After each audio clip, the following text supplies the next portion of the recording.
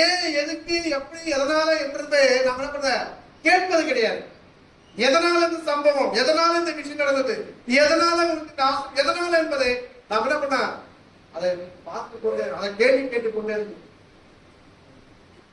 ஏதோ வந்து சொல்லிட்டு போதல்ல, ஒரு விஷயத்தை நாம் தெளிவாக சொல்ல வேண்டும். இங்க என்ன சொல்ல பாருங்க, நாகவான் என்கிறவன் என்ன பண்ணா குஷ்டரோகமாக இருக்கிறான்.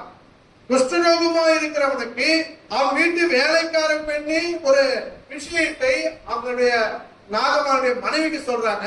நாகமானுடைய மனைவி அதை கேட்டு தன் கணவனுக்கு சொல்றாங்க.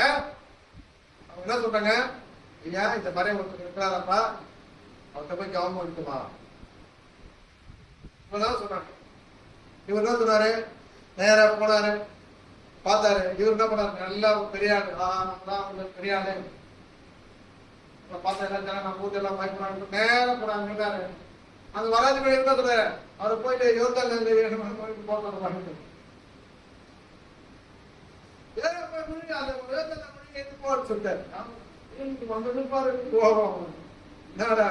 என்ன இவ்வளவு கஷ்டப்பட்டு இவ்வளவு பெரிய ஆளு, இவ்வளவு விஷயம் பிரசித்தி பெற்ற ஒரு ஆளு சாதாரணமா என்ன கூப்பிட்டு இருப்பாங்க. பாப்பா உட்கார, என்ன விஷயம் என்ன பண்ண போனாரு. ஒண்ணுமே புரியல.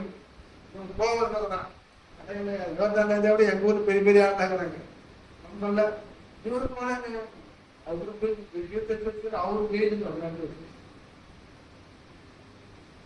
முறைக்காக நிறைய அவரு பேரு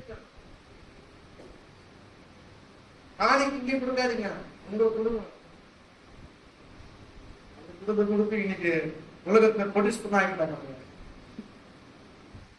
ஏழைக்கு கொடுக்கவே மாட்டாங்க. அவங்க பக்கத்து வீட்டுல கஷ்டப்பட்டுப்பான், வேதனைப்பட்டுப்பான், வியாதிக்கு ஹாஸ்பிட்டல் போது செலவுக்கு 1000 ரூபாய் இல்லாம ரொம்ப வேதனையோட பார்த்துட்டு இருப்பான். ஏதாவது உதவி கிடைக்குமானு அங்க ஒரு 1000 ரூபாய் கொடுத்து ஹாஸ்பிட்டல் போய் ட்ரீட் பண்ணதுக்கு சொல்றதுக்கு மனசு இருக்காது. நாம என்ன பண்றான், அவருக்கு போய் ஏன்னா அவர் ஒண்ணுமே பாவம், சாப்பாட்டுக்கே கஷ்டப்படுறான். இன்னைக்கு அப்படிப்பட்ட மக்களாக தான் நம்ம இருக்கோம். சபையில் இருக்கிற மக்களை நாம் என்ன பண்ண கவனிக்க வேண்டும். அவங்க என்ன குறைவில் இருக்கிறாங்க, என்ன பலவீனத்தில் இருக்கிறாங்க, என்ன விதமான மனநிலையோடு இருக்கிறாங்க, அவங்க தேவையானது என்ன என்பதை நிதானித்து கவனிக்கிறவர்களாக இருக்க வேண்டும். நாம் ஏதோ வந்தாங்க போனாங்க, அவருடைய நிலைமைகளை ஒவ்வொன்றும் நாம் என்ன பண்ண கூர்ந்து கவனித்து அவர்கள் என்ன தேவை என்பதை அறிந்திருக்க வேண்டும். ஒருவேளை அவர்கள் ஜெபம் தேவைப்பட்டால், ஒருவேளை அவர்களுக்கு ஏதோ ஒரு உதவி தேவைப்பட்டால், ஒருவேளை ஏதோ ஒரு காரியத்துக்காக காத்திருப்பார்கள் சொன்னால் அவைகளுக்கு நாம் சென்று ஜெபித்து அவரை அதிலிருந்து கடந்து போக முயற்சி செய்ய வேண்டும். அதுதான் கிறிஸ்துவினுடைய அறிவு. இங்க நாகமான் போகிறான், எங்க ஊர்ல இல்லாதையா நீ இருக்க போற, எங்க ஊர்ல இல்லையே அது நெஞ்சியே, இதை விட பெருசு, இதை விட பேமஸானது இருக்கு, நான் அங்க கொடுக்க மாட்டேன். இதுக்காக நான் வந்தேன். இன்னைக்கு நம்முடைய விசுவாச வாழ்க்கை தான். இதுக்காக அங்க வந்தேன் சொல்றாரு, அதுக்காக நான் வந்தேன். அவர் என்கிட்ட போனா ஏதோ கிடைக்கும் சொல்லி வந்தேன். அவர் அப்படி பண்ணுவார், இப்படி பண்ணுவார்னு வந்தேன். அவர் என்ன பண்ணாரு, ஜெபம் பண்ணுங்க, முழங்கால இல்லைங்க, சரியாகுன்னு சொன்னாருங்க. அவரு அவரும் அதான் சொல்றாரு, இவரும் அதான் சொல்றாரு. இங்க வந்து என்ன போறது, அன்பான சகோதரி. அதுக்கப்புறம் என்ன சொல்ற வாசிங்க, 7 தடவை போய் அவன் என்ன பண்ணான், 14 வருஷம். அப்பொழுது அவன் இறங்கி தேவனுடைய மனுஷன் வார்த்தையின்படியே யோர்தானில் 7 தரம் முழுகின போது, அப்பொழுது அவன் இறங்கி தேவனுடைய மனுஷன் வார்த்தையின்படியே யோர்தானில் 7 தரம் முழுகின பொழுது அவனுடைய மாம்சம் ஒரு சிறு பிள்ளையின் மாம்சத்தை போல மாறி அவன் சொந்தமானான். 7 தரம் அவன் ஒவ்வொரு முறையும் தண்ணிக்குள்ள முழுங்கி எழுந்திருக்கும் போது அவன் பார்ப்பான், நம்ம சொல்றதா சொல்லியிருப்பான். மறுபடியும் தண்ணிக்குள்ள முழுங்கி இருப்பான், மறுபடியும் எழுந்து பார்த்துப்பான், மறுபடியும் முழுங்கி இருப்பான், மறுபடியும் எழுந்திருப்பான், மறுபடியும் முழுங்கி இருப்பான், மறுபடியும் எழுந்திருப்பான், முழுங்கி பார்த்தா 6 முறையும் பாக்குறான். சரீரம் எப்படி இருந்தா அப்படி அவங்க சொன்ன முதல்ல சந்தோஷமா இருக்கிறான்னு சொல்ல என்ன பண்ணீங்க,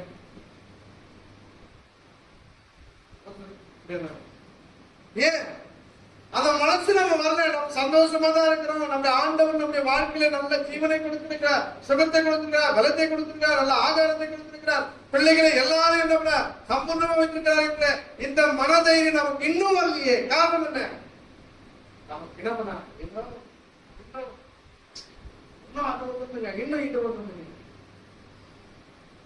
என்ன சொல்றான்?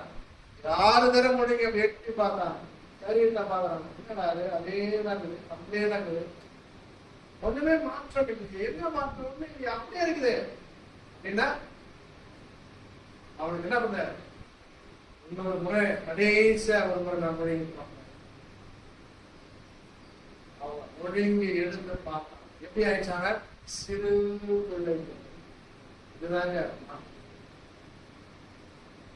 ஏன்னா முயற்சி என்பது ஒவ்வொரு முறையும் நாம் சோதித்து பார்த்துக்கிட்டே இருக்கணும். கடவுள் கொடுப்பார் என்ற நம்பிக்கையோடு கூட ஒவ்வொரு முறையும் நாம் ஜெபித்துக் கொண்டே, முழங்கால் நின்று ஜெபித்துக் கொண்டே இருக்கின்ற பொழுது நம்மை அறியாமலே நாம் மாற்றத்தை பார்க்கிறோம்.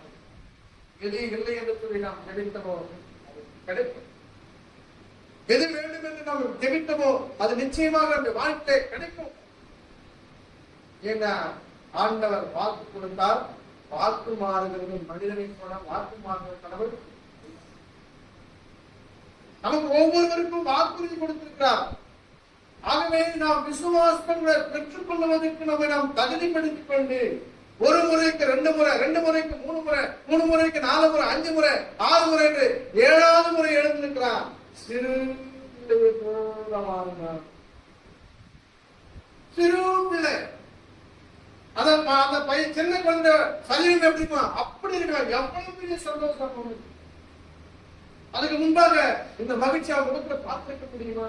ஒருவேளை இல்லாம அந்த எண்ணம் புத்திட்டே இருக்கும். ஐயோ நான் இவ்வளவு பெரிய ஆளா இருக்கிறேன், இவ்வளவு பெரிய ஆனந்தம் இருக்கிறேன், இவ்வளவு காரியங்கள் கண்டிருக்கிறேன், இவ்வளவு கணக்கு என்ன பாராட்டுறாங்க, எல்லாம் சரிங்க. ஆனாலும் எனக்கு என்ன பண்ண அது சட்டை கேட்டா எனக்கு மாதிரி அசிங்கமா இருக்கு, சரி கேட்டு அவருக்குள்ள நம்ம சுத்தம். இப்ப தைரியமாக பார்த்த உடனே அவனுக்கு இருந்த ஆனந்தம், அவனுக்கு இருந்த மகிழ்ச்சி,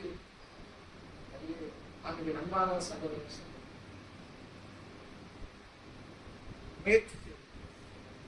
கிடைப்பேன்னு சொல்லி அதோட முடிச்சு கொண்டு போகணும்.